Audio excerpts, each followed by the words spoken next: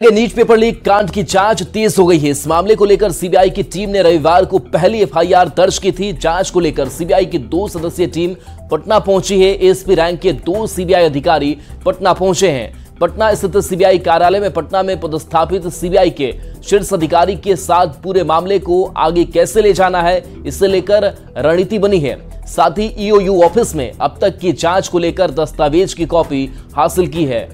तो देखिए, सीबीआई की जो टीम है वो पटना पहुंची हुई है। पटना स्थित सीबीआई कार्यालय में पटना में पदस्थापित सीबीआई के शीर्ष अधिकारी के साथ पूरे मामले को लेकर के बातचीत हुई है। लीक मामले की जांच जो है वो सीबीआई अब करनी शुरू कर दी है। बताते चले कि सीबीआई के 2 अधिकारी जो हैं वो दिल्ली से पटना पहुंचे हैं और ये जो सीबीआई का जो यहाँ कार्यालय है बिहार का, तो यहाँ देख सकते हैं कि सीबीआई के जो शीर्ष अधिकारी हैं, जो आईजी हैं, उनके साथ वो दोनों अधिकारी जो दिल्ली से आए हैं वो मीटिंग कर रहे हैं और यहाँ मीटिंग करने के बाद जो है आगे की वो दशा और दिशा तय करेंगे कि कैसे इस मामले में अनुसंधान आगे किया जाना है। यहाँ के जो अधिकारी हैं जो सीबीआई में कार्यरत है उनका कैसे सहयोग लेना है, क्या कुछ करनी है, किस तरह से जांच की दिशा को आगे बढ़ानी है, ये पूरा जो है कह सकते हैं कि इस पर चर्चा हो रही है। दूसरी तरफ हम बताते चले कि दूसरी तरफ जो है यहाँ पे सीबीआई कार्यालय से ईओयू कार्यालय जो है वो एएसपी रैंक के 2 अधिकारी पहुँचे हैं और इसका फासला हम बताते चले तो सीबीआई कार्यालय और ईओयू कार्यालय का फासला जो है वो महज 100 कदम है। 100 कदम की दूरी पे देख सकते हैं कि ये ईओयू का कार्यालय है और यहाँ पे जो दोनों अधिकारी हैं एएसपी रैंक के वो पहुँचे हैं और यहाँ पे आकर के जो डीआईजी हैं मनोजीत सिंह ढिल्लो, उनके साथ उनकी मीटिंग चल रही है, वार्ता चल रही है, पूरे केस को वो समझ रहे हैं और यहाँ से जाने के बाद जो दिल्ली से दोनों अधिकारी आए हैं उनको वो ब्रीफ करेंगे और आईजी भी जो है बिहार के जो आईजी हैं वो इस पर पूरा बातों को समझेंगे, फिर आगे की जो दिशा है जांच की वो बढ़ेगी। लेकिन इस बीच बताते चले कि एडीजी जो ईओयू हैं नैयर हुसैन खान वो भी पहुंच चुके हैं। तो जाहिर सी बात है कि सीबीआई के शीर्ष अधिकारी जो दिल्ली से आए हैं और यहाँ के ईओयू के जो शीर्ष अधिकारी हैं, इन दोनों के बीच जो है एक मीटिंग आगे भी देखने को मिल सकती है। लेकिन फिलहाल जो एएसपी रैंक के अधिकारी हैं सीबीआई के वो ईओयू कार्यालय पहुँचे हैं और यहाँ पे डीआईजी मनोजीत सिंह ढिल्लो के साथ जो है उनकी मीटिंग चल रही है। पूरा केस स्टडी को वो समझ रहे हैं और इसके आधार पे आगे जाकर कर ब्रीफ करेंगे अपने आईजी को। सीबीआई के आईजी हैं बिहार रेंज के, उनको ब्रीफ करेंगे, तब सीबीआई की जांच जो है वो रफ्तार पकड़ेगी। Amit Kumar, news 18 Patna. NEET paper leak मामले की जांच अब सीबीआई के द्वारा की जा रही है, लेकिन आर्थिक अपराध इकाई के द्वारा जिन परीक्षार्थियों को नोटिस भेजकर पूछताछ के लिए बुलाया गया था वे लोग अब धीरे धीरे पहुंच रहे हैं। ईओयू कार्यालय में सुबह सुबह सहरसा से छात्र सोनू कुमार अपने पिता चंद्रकिशोर यादव के साथ पहुंचा। सोनू और उसके पिता का कहना है कि मेल और स्पीड पोस्ट के जरिए आई ईओयू ने पूछताछ के लिए बुलाया है।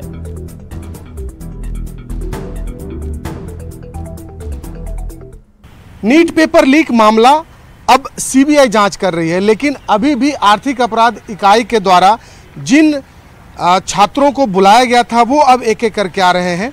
हमारे साथ कुछ यहाँ पर स्टूडेंट हैं, उनके गार्जियन हैं। कहाँ से आप आए हैं? मैं तो कोटा से आया हूँ, लेकिन सहरसा के रहने वाला हूँ, उसके नारायणपुर गाँव से। क्यों आए हैं यहाँ पर? वही बुलाया गया था, नोटिस में आया था। क्या नोटिस किसके द्वारा भेजा गया था?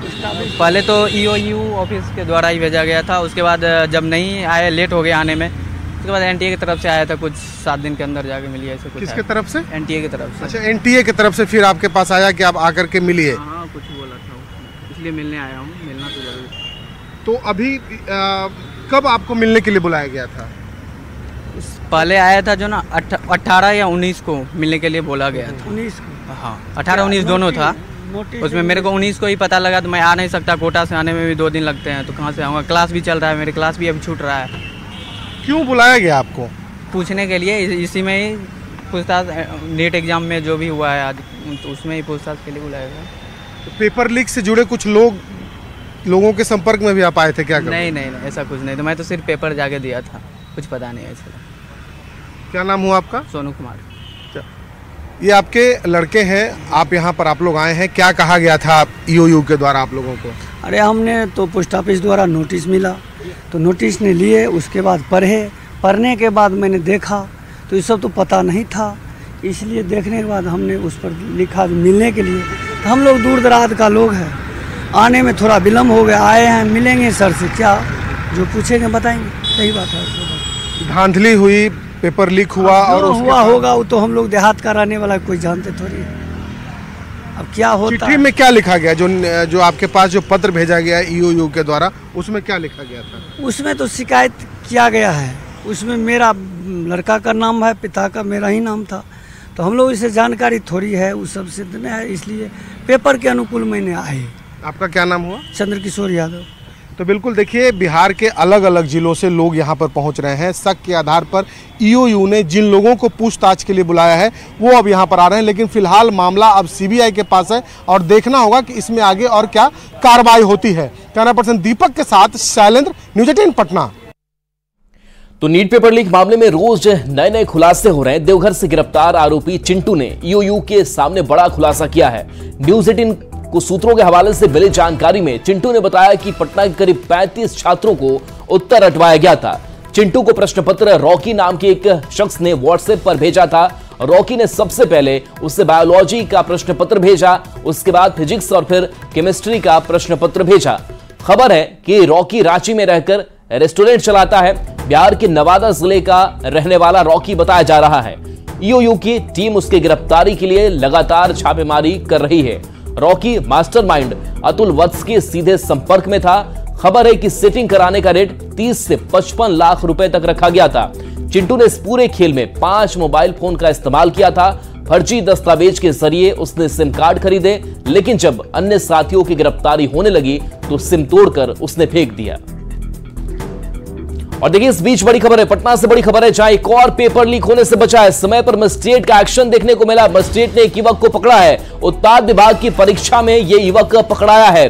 पेपर का फोटो खींच रहा था आरोपी। फोटो को बाहर भेजने की फिराक में यह आरोपी था। जैमर के कारण पेपर लीक होने से बचा है। आज पुलिस को प्रशासन जानकारी देगा। शिकायत के बाद आगे की कार्रवाई की जाएगी। तो देखिए, बड़ी खबर और एक बार फिर से कुछ ऐसी ही जो कह सकते हैं घटना है वो दोहराई जानी थी, लेकिन इस बीच समय पर मजिस्ट्रेट ने एक्शन लिया। जो खबर निकल करके सामने आ रही है पटना से, बताया जा रहा है कि उत्पाद विभाग की परीक्षा में एक युवक पकड़ाया। जो युवक पेपर का फोटो खींच रहा था और वो फोटो खींचकर बाहर भेजने की फिराक में था और उसी दौरान उस पर नजर गई। मजिस्ट्रेट ने एक्शन लिया, उसे पकड़ा गया है। बताया जा रहा है कि जैमर के कारण पेपर लीक होने से बचा है और इसकी पूरी जो जानकारी है वो प्रशासन को दी जाएगी और शिकायत के बाद आगे की कार्रवाई होगी।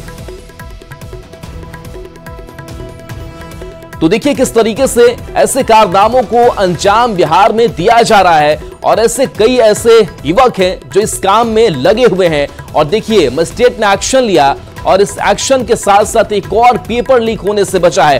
तो मामला काफी गंभीर हो जाता है। जैसे नीट पेपर लीक का मामला सामने आया और उसी तरीके से एक बार फिर से ये पेपर लीक का मामला सामने आया था। संजय हमारे साथ न्यूज़ 18 संवाददाता जुड़े हुए हैं। संजय, लगातार पेपर लीक की घटनाएं सामने आ रही है और इस बीच एक और चौंकाने वाला मामला सामने आ गया कि पेपर का फोटो एक शख्स खींच रहा था, युवक खींच रहा था, उसको दूसरे जगह भेज रहा था। किस तरीके का एक्शन मजिस्ट्रेट ने लिया?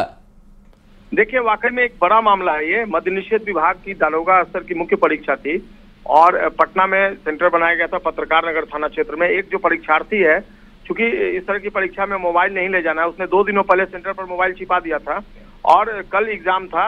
इसमें 1200 पोस्ट के लिए एग्जाम हो रहा है और उसने कल एग्जाम में प्रश्न पत्र का जो तस्वीर है, पिक्चर है, उसने लिया था और वो लगातार बाहर भेजने की कोशिश कर रहा था। इसी दौरान मजिस्ट्रेट लिया, वो कामयाब इस जगह, चूंकि एग्जामिनेशन सेंटर पर जैमर लगाया हुआ था, उसे पकड़ लिया गया।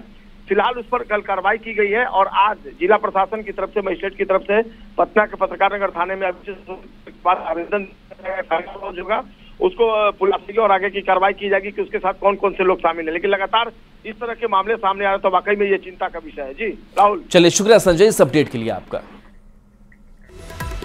पटना से बड़ी खबर है, जहां अमीनों का प्रदर्शन देखने को मिला है। नौकरी से निकाले गए अमीनों ने प्रदर्शन किया। गर्दनीबाग से निकलकर शास्त्री नगर विभाग में ये प्रदर्शन करने जा रहे थे। प्रदर्शनकारी अमीनों को पुलिस ने हालांकि खदेड़ दिया है। तो अमीनों का प्रदर्शन देखने को मिला है। इनका कहना यह है कि नौकरी से इनको निकाल दिया गया है और इसी का ये विरोध अपना दर्ज करा रहे हैं। गर्दनीबाग से निकलकर शास्त्री नगर विभाग में ये प्रदर्शन करने जा रहे थे और बीच में ही प्रदर्शनकारी अमीनों को पुलिस ने खदेड़ दिया है।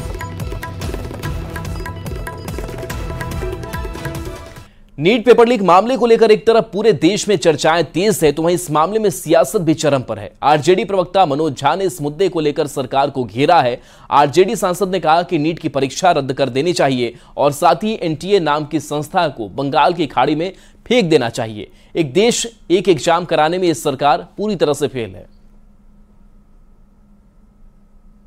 एनटीए नाम की जो संस्था है, ये फ्रॉड है। हर एग्जाम में फ्रॉड है। कुछ के फ्रॉड सामने निकल करके आ रहे हैं, कुछ के फ्रॉड सामने नहीं निकल करके आ रहे हैं। इस एनटीए नाम की चीज को बंगाल की खाड़ी में फेंकिए, पुरानी व्यवस्थाएं बहाल करिए। वन नेशन वन एग्जाम का खामियाजा हमने भुगत लिया। आप चले हैं वन नेशन वन इलेक्शन कराने, एक परीक्षा बिना लीक की नहीं करवा सकते। और एक नजर इस वक्त की हेडलाइंस पर।